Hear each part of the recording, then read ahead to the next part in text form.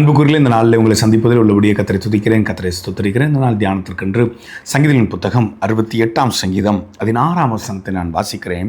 தேவன் தனிமையானவர்களுக்கு வீடு வாசல் ஏற்படுத்தி கட்டுண்டவர்களை விடுதலையாக்குகிறார், துரோகிகளோ வறண்ட பூமியில் தங்குவார்கள். தேவன் தனிமையானவர்களுக்கு வீடு வாசல் ஏற்படுத்தி கட்டுண்டவர்களை விடுவிக்கிறார். தனிமை, தனித்து விடப்பட்ட அனுபவம், கட்டப்பட்ட அனுபவம் நம்முடைய வாழ்க்கையில் ஒரு வேளை இருக்கலாம். தாவீது இதை தன்னுடைய 25ஆம் சங்கீதம் அதனுடைய 16ஆம் வசனத்தை நான் வாசிக்கிறேன். என்மேல் நோக்கமாகி எனக்கு இறங்கும், நான் தனித்தவனும் சிறுமைப்படுத்தப்பட்டவனுமாய் இருக்கிறேன். தாவீது அங்கலாய்க்கக்கூடிய அங்கலாய்ப்பை பார்க்க முடிகிறது. நான் தனித்து இருக்கிற ஆண்டவரே, சிறுமைப்படுத்தப்பட்டிருக்கிறேன். என்னை சுற்றி மற்ற ஜனங்களெல்லாம் இருக்கிறாங்க, ஆனால் நான் புறக்கணிக்கப்பட்ட நிலையில் இருக்கிறேன். என் சத்தத்தை கேட்கிற தேவஜனமே, ஏதோ ஒரு விதத்தில் தனிமை உங்களை நெருக்கலாம். வேதத்தில் சில பரிசுத்தவான்களுடைய தனிமையை பார்க்க முடியும். யோபுவின் தனிமை நிலையை பார்க்க முடியும். யோசேப்பு அங்கே தனித்து விடப்படக்கூடிய அனுபவங்களை பார்க்க முடியும். நிறைய பரிசுத்தவான்களை தனிமையின் பாதிலே உருவாக்கினார் என்பதை, கர்த்தர் உருவாக்குகிறார் என்பதை நீங்கள் நானும் மறுக்க முடியாத உண்மை. நம்முடைய வாழ்க்கையில் தனிமை, தேவன் அந்த தனிமையின் பாதையில் ஏதோ ஒன்றை கற்றுக் கொடுக்க விரும்புகிறார். ஏன் தனிமை?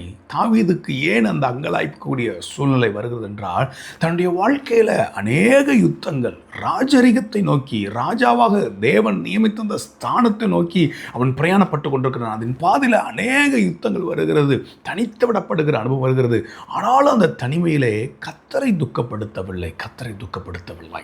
ஒருவேளை என் சத்தத்தை கேட்கிற நீங்களும் நானும் இந்த தனிமையின் பாதையில், கைவிடப்பட்ட நிலையில், விரக்தியில் ஒருவேளை கர்த்தரை துக்கப்படுத்துவோம் என்றால் வாழ்க்கையில் தோற்று போய் விடுவோம்.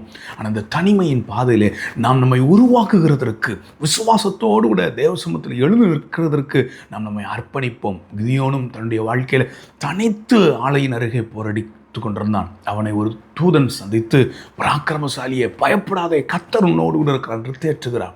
இந்த சத்தத்தை கேட்கிற தேவ பிள்ளைகளே, உங்களையும் இந்த தனிமையின் பாதையிலே கர்த்தர் தேற்றுகிற ஆண்டவராக இருக்கிறார். தாவீதுடைய நிலையை குறித்து அந்த 25ஆம் சங்கீதம் 15ஆம் வசனத்திலிருந்து நான் வாசிக்கிறேன். என் கண்கள் எப்போதும் கர்த்தரை நோக்கி கொண்டிருக்கிறது, அவரே என் கால்களை வளைக்கு நீங்களாக்கி விடுவார். என்மேல் நோக்கமாகி எனக்கு இறங்கும், நான் தனித்தவனும் சிறுமைப்படுத்தப்பட்டவனுமாயிருக்கிறேன். என் இருதயத்தின் வியாகுலங்கள் பெருகி இருக்கிறது, என் இடுக்கண்களுக்கு என்னை நீங்களாக்கிவிடும். என் துன்பத்தையும் என் வருத்தத்தையும் பார்த்து என் பாவங்களை எல்லாம் மன்னித்தருளும். தனிமையில் அவன் உணர்கிறான், என் பாவத்து நிமித்தம் இருதயம் இன்னைக்கு வியாகுலமாக இருக்குமோ, என் பாவத்து நிமித்தம் என் துன்பம் இன்னைக்கு பெரிதாக இருக்குமோ, என் பாவத்து நிமித்தம் என்னுடைய வருத்தம் இன்றைக்கு பெரிதாக இருக்குமோ என்று சொல்லி அவன் அங்கலாய்க்கிறான். அவனுடைய வருத்தம் எப்படிப்பட்டதாக இருந்தது? பல வருத்தங்கள் இருந்தது. அதில் ஒரு காரியத்தை நான் வாசிக்கிறேன். சங்கீதங்களின் புத்தகம் 55ஆம் சங்கீதத்தில் அங்கே அவனை துரத்தி கொண்டு ஒரு மனிதர்கள் தெரிகிறார்கள், ஒரு கூட்ட மனிதர்கள், பெற்ற மகனோடு கூட சேர்ந்து ஒரு கூட்ட மனிதர்கள் அவனை துரத்துகிற அனுபவத்திலே அவன் பாடுகிறான், ஒரு சங்கீதத்தை பாடுகிறான். 55ஆம் சங்கீதத்தை பாடுகிறான். 12ஆம் வசனத்தை வாசிக்கிறேன். என்னை நிந்தித்தவன் சத்ரு அல்ல, அப்படி இருந்தால் சகிப்பேன். எனக்கு விரோதமாய் பெருமை பாராட்டினவன் என் பகைஞன் அல்ல, அப்படி இருந்தால் அவனுக்கு மறைந்திருப்பேன். எனக்கு சமமான மனுஷனும் என் வழிகாட்டியும் என் தோழனுமாகிய நீயே அவன். நாம் ஒருமித்து இன்பமான ஆலோசனை பண்ணி கூட்டத்தோடைய தேவாலயத்துக்கு போனோம். யார் என்னை நிந்திக்கிறார்? யார் என்னை பகைக்கிறார்? யார் என்னை துரத்துகிறார்? யார் என்னை அவமதிக்கிறார்? ஒரு காலத்தில் என்னோடு கூட ஆலயத்துக்கு ஒரு மனமாய் வந்த நபர் இன்றைக்கு என்னை விரோதிக்கிறான். எனக்கு சமமாய் இருந்த மனுஷன், என் சிநேகிதன். அகிதோபேலை குறித்து அவர் அங்கே புலம்பி தவிக்கக்கூடிய அனுபவங்களை நாம் வாசிக்க முடியும். இந்த பின்னணியும் 2 சாமுவேலின் புத்தகம் 15ஆம் அதிகாரம் 29ஆம் வசனம் 29லிருந்து 32 வாசிச்சின்னா என்னுடைய பின்னணியத்தை நீங்கள் அங்கே பார்க்கலாம். அவன் சோர்ந்து போய், தனித்து போய் அங்கே பாடுகிறான். ஒருவேளை உங்களுடைய வியாதியை நிமித்தம் தனிமை இருக்கலாம், ஒரு பாவத்து நிமித்தம் தனிமை உங்களுக்குள்ளே இருக்கலாம். ஒருவேளை இங்கே தாவி சொல்லுகிற வண்ணமாக சில மனிதர்கள் நெருக்குகிறது நிமித்தம் உங்களுக்கு தனிமை இருக்கலாம். எந்த தனிமையும் நம்மை கீழே விழுகிறதற்கல்ல. இப்படி வேதத்தில் ஒரு மனிதன் தனித்து விடப்பட்டான். லூக்கா 10ஆம் அதிகாரம் 30ஆம் வசனத்திலிருந்து நான் வாசிக்கிறேன். இயேசு பிரதித்திரமாக, ஒரு மனுஷன் எருசலேமிலிருந்து எரிகோவுக்கு போகையில் கள்ளர் கையில் அகப்பட்டான். அவர்கள் அவன் வஸ்திரங்களை உரிந்து கொண்டு அவனை காயப்படுத்தி குற்றுயிராக விட்டு போனார்கள். அவனை காயப்படுத்துகிறாங்க. தனிமையாக இருக்கிறான், குத்துயிராக இருக்கிறான். அவனுக்கு வஸ்திரத்தை எல்லாத்தையும் அபகரித்துட்டு அவனை தனித்து விடப்பட்ட நிலையில் இருக்கிறான்.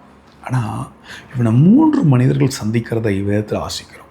அதுக்கு அடுத்த வசனத்தில், 31ஆம் வசனத்தில், தற்செயலாய் வந்த ஆசாரியனால் உதவ முடியவில்லை. 32ஆம் வசனத்தில், லேவியன் அந்த இடத்திற்கு வந்தான், அவனும் உதவ முடியவில்லை. ஆனால் 33ஆம் வசனம், பின்பு சமாரியன் ஒருவன் பிரயாணமாய் வருகையில் அவனை கண்டு மனதுருகுகிறான். தேவ பிள்ளைகளே, ஒருவேளை தற்செயலாய் சில மனிதர்கள் உங்களுடைய சம்பவத்தை கேள்விப்பட்டு விலகி கடந்து போகலாம். ஒருவேளை அந்த இடத்துல கடந்து வரக்கூடிய லேவியனை போல கடந்து வரக்கூடிய மனிதர்கள் உங்களுடைய சம்பவத்தை பார்த்து விலகி கடந்து போகலாம். ஆனால் நல்ல சமாரியன் இயேசு பார்த்து மனதுருகக்கூடிய ஆண்டவர் என்பதை நீங்கள் நான் மறந்துவிட வேண்டாம்.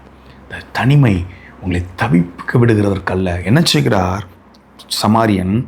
34ஆம் வசனத்தில், கிட்ட வந்து அவனுடைய காயங்களில் எண்ணெயையும் திராட்சரசமும் வார்த்து காயங்களை கட்டி அவனை தன் சுய வாகனத்தின் மேல் ஏற்றி சத்திரத்திற்கு கொண்டு போய் அவனை பராமரித்தான்.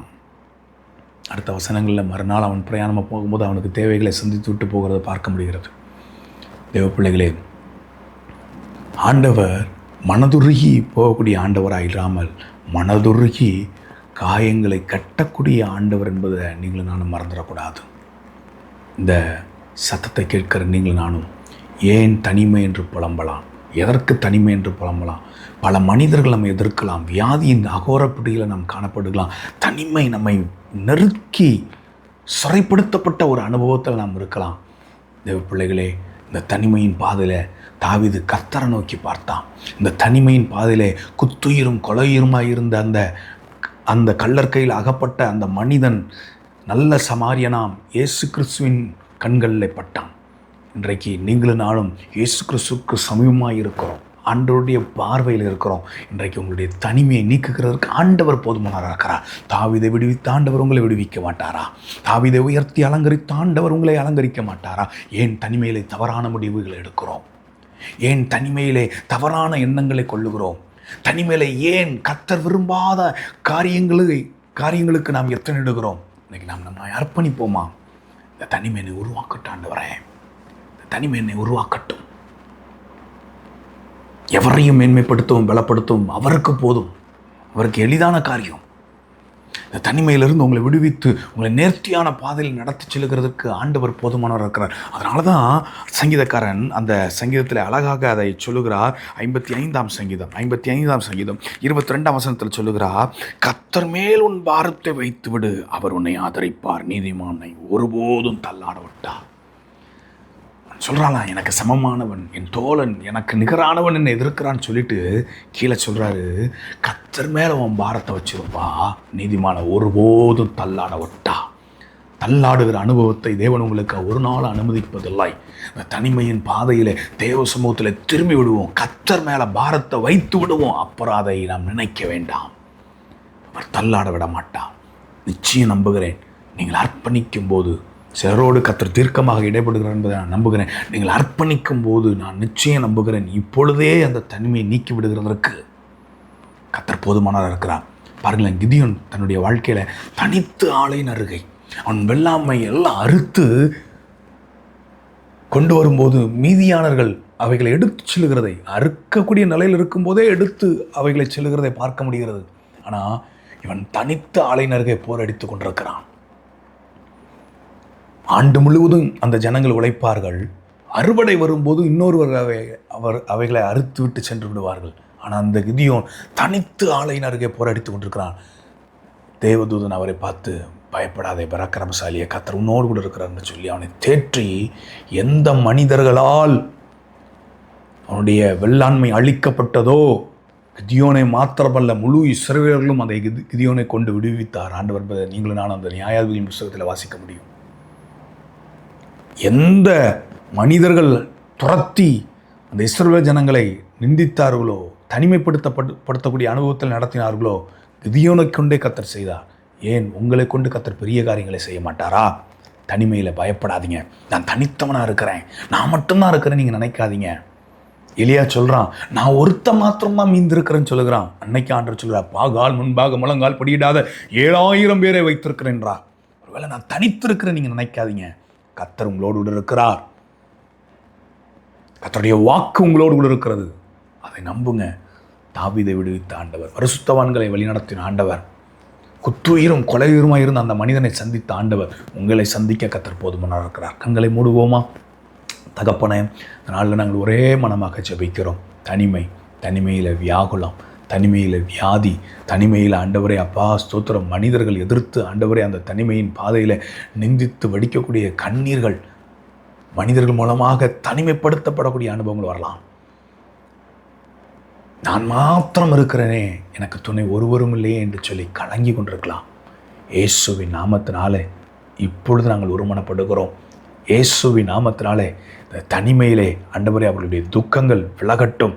தாவீதை விடுவித்த ஆண்டவர், கிதியோனை தேற்றி அவனை பயன்படுத்தின ஆண்டவர், எலியாவை தேற்றின ஆண்டவர், நல்ல சமாரியனாய் ஆண்டவரே எரிகோவிற்கு போகக்கூடிய வழியிலிருந்து குற்றீரும் கொலைவீருமாய் இருந்தபடி அந்த மனிதனை சந்தித்து ஆண்டவரே சுகத்தை கொடுத்த ஆண்டவர், இப்பொழுது கர்த்தருடைய கரம் ஒவ்வொரு மீது நீட்டப்படுவதாக.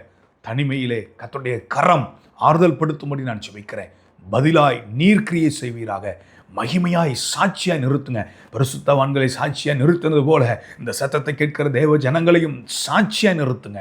இயேசுவின் மூலம் பிதாவே, ஆமென்.